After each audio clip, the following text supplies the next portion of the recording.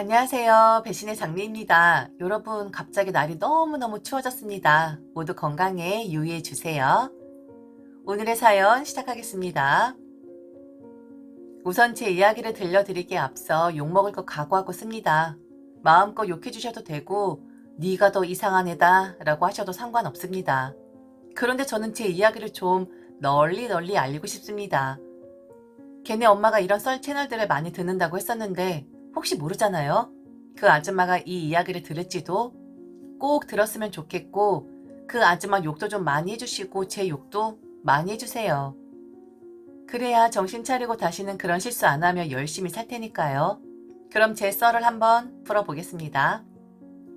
이젠 헤어진 남자친구고 원소보다 더 못한 그런 사이가 되었지만 그래도 우선은 남친이라고 칭하겠습니다. 완전 개새끼지만서도요. 저는 남자친구를 제 손에 얻기 위해 약 1년간 공을 들였었습니다. 사촌 오빠 회사의 후배였었는데 오빠의 인스타에서 사진을 보고 한눈에 반해버렸거든요. 소개를 시켜달라고 해도 사촌 오빠는 절대로 안 된다고만 하고 결국 저는 남친에게 오빠 이름을 팔아 DM을 보냈습니다. 솔직히 까놓고 얘기했어요. 사촌 오빠 인스타에서 봤고 오빠의 직장 후배로 알고 있다. 한눈에 반했다. 한번 만나보고 싶다. 만일 무슨 스팸이나 사기 같은 것이라고 생각이 된다면 사촌 오빠에게 물어봐라. 나에 대해서는 그 오빠가 분명히 말을 해줄 것이다. 구구절절 매달린 것도 정도가 있어야지. 암튼 저는 처음부터 남친에게 들이댔습니다. 겉모습만 봤을 땐 딱 제 스타일이었거든요. 답장은 오지 않았어요.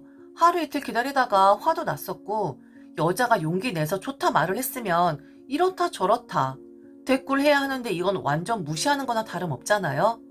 결국 저는 또다시 사촌 오빠 카드를 다시 썼고요. 이 사람이 내 연락을 일방적으로 씹는다. 분명 내가 너의 상관이 우리 사촌 오빠라고 했는데도 아무 말이 없는 거 보면 오빠를 무시하는 것이 분명하다라고 정신나간 소리를 좀 해댔습니다. 남자한테 미쳐서 앞뒤 분간 제대로 못할 제 흑역사 시절 이야기입니다. 좀 시간이 흘러 결국 사촌 오빠는 제게 남자친구를 소개시켜 주었고요.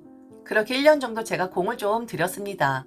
성격 완전 감추면서 마치 현모양처라도 되는 것처럼 요조수녀 티를 좀 냈었거든요. 그랬더니 하루 남자친구가 그러는 겁니다. 처음엔 그렇게 들이대는 DM을 보내더니 막상 만나보니까 수줍음도 많고 천상 여자 같다고요. 어떻게 그런 용기를 낼 수가 있었는지 참 의아하다 하는 겁니다. 아싸, 저의 내숭이 통했던 거였습니다. 결국 저는 그렇게 꿈에 그리던 그 남자를 제 남자친구로 만들 수 있었고요. 1년 정도 귀엽게 좀 내숭 좀 떨면서 연애를 이어갔습니다. 그러다가 저는 좀 어린 편이지만 남자친구가 나이가 좀 있었던지라 결혼 이야기가 비스무리하게 언젠가부터 하기 시작하는 거예요. 저는 너무 잘 되었다고 생각을 했어요. 사실 저는 결혼을 빨리 하고 싶어하는 그런 사람이었거든요. 직장 다니는 것도 싫고 내가 좋아하는 사람 만나서 그 사람 닮은 아이 낳아서 그렇게 살고 싶었던 사람이었습니다. 그리고 엄마랑 아빠도 제게 기대하는 건 딱 하나였었거든요. 너처럼 칠렐레 팔렐레 같은 사람 말고 제발 정신 똑바로 박혀있는 남자 만나서 얼른 이 집안을 떠나라고요. 그래야 엄마 아빠도 숨 좀 쉬면서 살 수 있을 것 같다고요. 그럼 이쯤에서 제가 어떤 사람인지 조금 말씀을 드려야겠죠. 중학교 때 유학을 갔었고 그곳에서 대학을 들어갔지만 졸업 못하고 한국에 나왔습니다. 저는 나름 방황이라고 생각을 했는데 엄마 아빠는 그럽니다. 지복 지가 차는 애고 항상 불평불만만 하는 그런 애라고요. 남들은 가지 못해 안달인데 네가 조금만 잘하면 지원해주고 방향 잘 잡아줄 텐데 왜 그걸 못하냐고요. 그리고 틈만 나면 하는 언니와의 비교질. 혼자 유학을 간 게 아니라 1살 터울인 언니랑 같이 유학을 갔었는데 언니는 저와 급 자체가 다릅니다. 부모님의 자랑이고 자랑할 만하게 성공하기도 했고 암튼 여전히 언니는 성공의 가도로 달리고 있지만 저는 멍청해서 그런지 언니처럼 되기가 쉽지 않더라고요. 그리고 저 영어도 잘 못합니다. 그렇게 오랫동안 유학을 했었는데 남들은 제가 원어민처럼 영어 하는 줄 아는데 맨날 한국 애들이랑 어울리고 놀고 노는 영어만 잘해서 누굴 가르치고 할 처지도 못 됩니다. 엄마 아빠는 저를 보면 혀를 끌끌 차요. 어학원에도 취업 못하는 그런 애라고요. 그런데 내가 원하지도 않은 유학길이었고 언니 간다고 하니까 언니보다 더 강단있는 나를 그냥 딸려 보낸 거면서 내가 보내달라고 떼를 썼으면 성공하지 못하고 제대로 공부하지 못한 것에 대해 죄송하게 생각할 텐데 저는 1년에 한 번씩 울면서 전화를 했었어요. 돌아오고 싶다고. 그거 다 묵살한 게 누군데? 엄마 아빠면서 저만 비판하고 들고 이상한 잣대 들이대면서 저를 루저로만 바라보는 부모님들한테서 솔직히 저도 얼른 좀 벗어나고 싶었습니다.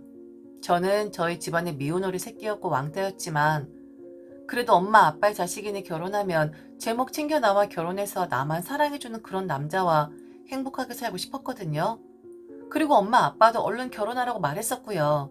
결혼하고 얼른 네 목 가져가서 답답한 네 모습 안 보는 게 우리로선 더 편안하다라고까지 말을 할 정도였었습니다.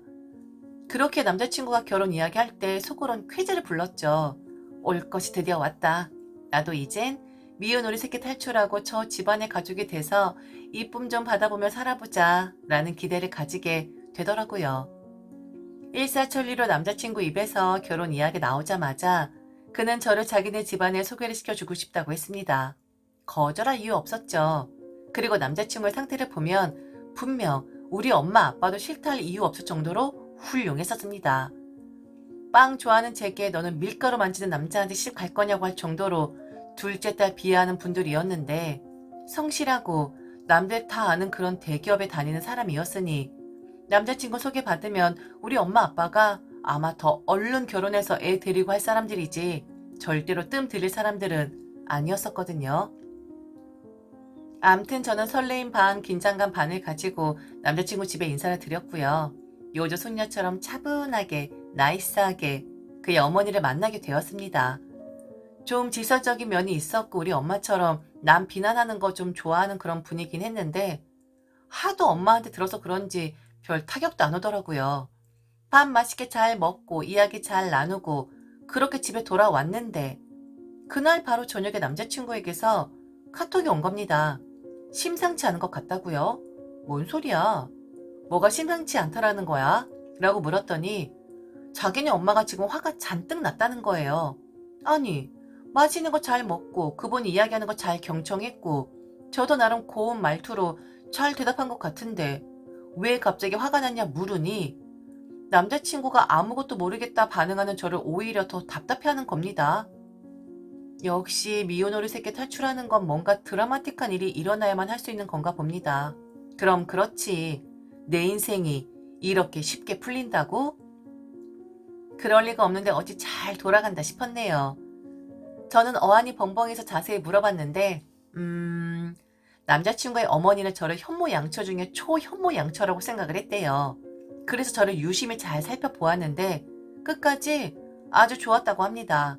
그런데 마지막에 제가 판을 깨버렸다고 하네요. 그건 바로 식사를 하고 커피를 한잔 하기 위해 남자친구가 근처 카페에 가서 커피를 사오는 동안에 벌어졌습니다. 남자친구의 어머니가 꼭 그 커피만 드신다고 해서 저와 어머니만 두고 갔는데 그때 일이 벌어진 거죠. 제가 설거지를 했어야 했는데 하질 않아서 화가 나셨답니다. 아, 설거지요.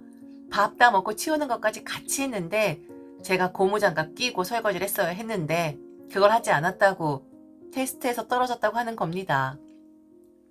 그러면서 남자친구에게 엄마에게 왜 거짓말을 했냐고 현모양처라고 하는 애가 어떻게 밥만 먹고 설거지도 안 할 수가 있냐고 사람이 원래 마지막에 아름다워야 하는 법인데 저런 애를 보니 가장 중요한 건 하지 않고 보여지는 것에만 현모양처처럼 구는 애 같다고 하면서 실망을 넘어서 분노를 하고 있다는 겁니다. 인사 가서 밥만 먹고 오면 안 되는 건가 봐요. 한국에선 원래 그런가 보죠? 설거지도 하고 방 청소도 하고 뭐 그리 하고 왔어야 했나 봐요. 제가 엄청난 실수를 저지른 거죠. 그럼요. 감히 어디 남자친구 집에 인사를 갔는데 예비 며느리가 밥만 얻어먹고 설거지도 안 하고 올 수가 있어요. 그럼 안 되는 거죠. 그래서 저는요. 아 그랬냐고 생각을 하곤 있었는데 그것까지 하면 너무 오버하는 것 같아서 안 한 것 같다고 살살 돌려 말했습니다. 미안하다고 했어요. 제가 생각이 너무 짧았다고요. 고구마 같으시죠? 이쯤에서 이야기 그만 듣고 싶으시죠? 그러지 말아주세요. 제가 저런 이유가 다 있으니까요. 여러분, 저처럼 부모님에게 차별받고 자란 사람들은요, 포기도 빠르고 그리고 무엇보다 눈치가 빠릅니다. 만일 못난 제가 눈치까지 없었다면 아마 저 애저녁에 제 인생 포기했을지도 모릅니다. 그리고 남들이 뭐라 하든 저는 제 자신을 정말 사랑하는 사람입니다. 사람마다 능력치가 있는 것이고 제가 저걸 잘하면 나는 이걸 잘할 수 있는 것이고 절대성보다는 상대성이라는 게 있는 거잖아요. 남자친구의 그 말에 저는 딱 눈치챌 수가 있었어요. 결혼 물 건너갔다. 이 집안도 나 지금 호구 취급하려고 하고 우리 집처럼 미운 오리 새끼 만들려고 하는구나 라는 것을요. 그런 거 기가 막히게 눈치챕니다. 바로 알아차려요. 최대한 저는 남자친구를 구슬리면서 사과를 했어요. 어떻게 하면 어머니 화가 풀어지시는 것이냐? 혹시 설거지했냐? 내가 지금 달려가겠다. 아니면 지금 당장 가서 화장실 청소라도 좀 하겠다. 라고 살살거리며 최대한 맞춰주었죠. 엄마 화 풀리게 하는 방법 하나 있어. 우선 다시 집에 와서 죄송하다 말씀드리고 그리고 우리 엄마한테 통 크게 좀 싸봐. 오늘 엄마가 좀 기대를 했었나 봐. 이건 우리 엄마 욕할 게 아니라 세상의 모든 엄마들이 다 그럴걸.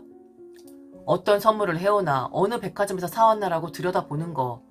우리 엄마가 눈이 좀 높아. 오늘 네가 가는 백화점은 엄마가 좀 학급으로 생각하는 곳이래. 백화점도 그런 게 있다며? 뭐 명품 하나 사드려. 너 그 정도 능력은 되잖아. 아, 정말? 어머니가 가시는 백화점을 알려줘. 그럼 거기 가서 어머니가 원하시는 거 사갈게. 그런데 너무 슬프다. 왜 내가 그랬을까? 왜 내가 설거지를 안 했을까? 내가 왜 그렇게 현명하지 못했을까? 저는 계속 자책을 했고 불쌍한 척 했습니다. 저의 그런 모습에 남자친구도 좀 안쓰러웠는지 앞으로 잘하면 된다고, 지금도 잘하고 있지만 조금만 노력해달라 하더라고요. 저는 그냥 엉엉 울었어요. 꺼이꺼이 하면서 말이죠. 그날 새벽까지 통화를 하고 남자친구는 저를 달래주면서도 한편으론 훈계를 했고 다음날 점심쯤 남자친구가 만나자고 하는 겁니다. 어머니가 원하는 그 백화점에 같이 가주겠다고요. 어라, 이렇게 나오시겠다. 꼭 그 명품을 선물 받으시겠다. 우선 저는 그러자고 했고요. 대신 저희 집 앞에 있는 백화점 근처에 가서 점심을 먹고 가자고 했어요. 점심을 먹다가 제가 그랬습니다. 그래도 백화점 앞까지 왔으니 나는 어머니가 원하시는 그 정도의 명품까진 바라지 않는다. 그냥 요 앞에 있는 백화점 가서 저가 브랜드로 나도 뭐 하나 사주면 안 되냐. 어머니한텐 비싼 게 가는데 그래도 나도 여잔데 이런 거 한 번도 받아보지 못하고 결혼하는 건 좀 그럴 것 같다라며 좀 아양을 떨었습니다. 남자친구도 어차피 제가 자기 엄마한테 그 비싼 가방 선물해 줄 것이라 믿었으니까 울며 겨자 먹기로 그냥 이거 하나 먹고 떨어져라 라고 하면서 사줄 수밖에 없겠죠. 백화점 들어가서 가방 하나 집어 들었습니다. 비싼 것도 아니고 200만 원 정도쯤 되는 거였습니다. 그 아줌마한테 선물한 가방에 비하면 완전 껌값이죠. 그리고 제가 1년 동안 공을 좀 들였다고 했었잖아요. 미련하게 남자친구한테 이것저것 선물하면서 좀 미치는 그런 연애를 했었습니다. 사서 갖다 바쳤었거든요. 남자친구가 사준 가방 쇼핑백을 들고서 너무 고맙다고 인사를 했고요. 잠시 화장실을 다녀오겠다 한 뒤 저는 그냥 집으로 돌아와 버렸습니다. 그 아줌마한테 가방 사줄 생각도 없었고 설거지 이야기 나오자마자 저는 바로 남자와 헤어질 결심을 했었거든요. 그런데 아깝더라고요. 내가 쏟은 공과 노력과 돈들이요. 뭐라도 하나 받고 헤어져야지만 될 것 같아서 현모양처처럼 연기했던 것처럼 그와 동일하게 미안해하는 그런 여자 연기 좀 했습니다. 집에 돌아오니 전화부터 시작해서 문자까지 그리고 결국엔 남자친구가 찾아오기까지 했더라고요. 집에 돌아왔다고 제가 답변을 했거든요. 쥐도 당황했겠죠. 얼마나 당황했겠어요. 잠시 나오라는 말에 저는 방금 전에 남자친구가 사진 그 가방을 들고 한 손엔 가위를 하나 들었습니다. 무슨 짓이냐고 하는 남자친구 앞에서 그 가방 난도질했어요. 싹둑싹둑. 그리고 툭 하고 남자친구 앞에 던졌습니다. 뭐긴 뭐야. 너랑 헤어지는 거지. 그리고 이거 니네 엄마 갖다 줘. 원래 먹튀하려고 했는데 더럽고 치사해서 그거 못하겠고. 그리고 이거 명함. 이분한테 가져다 주면 수선해 줄 거야. 이분 명품 수선하는 걸로 엄청 유명한 분이거든. 찢지 않고 주면 내가 너무 억울하잖아. 나를 무시한 대가.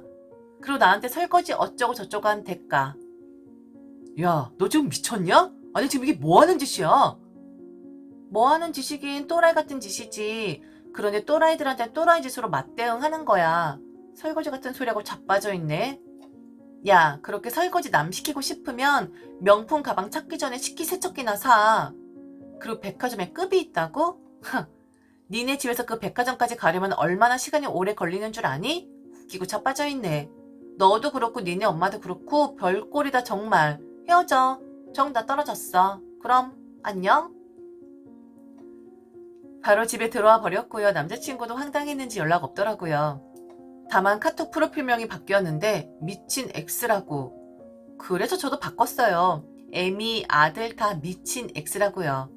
저는 지금 다시 유학 준비 중에 있습니다. 이 일 엄마 아빠한테 얘기했더니 처음으로 제게 그러더라고요. 너의 잘못도 있지만 얼른 결혼해라 뭐해라라고 한 자기들의 잘못이 더 크다고요. 그래서 다시 공부를 하러 갑니다. 큰 열정이 있는 건 아니지만 그래도 제가 좀 잘하고 취미생활로도 당연히 1등으로 치고 있는 영화 공부를 하러요. 모르겠습니다. 처음인 것 같아요. 제가 먼저 공부를 다시 하고 싶다 하고 하고 싶은 게 생겼다고 부모님에게 말한 적은요. 잘할 수 있을지 모르겠지만 그냥 얼른 좀 한국을 떠나고 싶어요. 적어도 그곳에선 알지도 못하는 사람에게 저런 대접을 받아본 적은 없는 것 같거든요. 저를 무시할 수 있는 건 우리 엄마와 아빠만 할 수 있는 것이고 그 외에 다른 엄마 아빠 또래 사람들은 그럴 자격 없는 거잖아요. 저 상처받은 거 맞죠? 그래도 훌훌 저는 털어낼 겁니다. 지금까지 들어주셔서 진심으로 감사합니다. 이상 대신의 장미였습니다.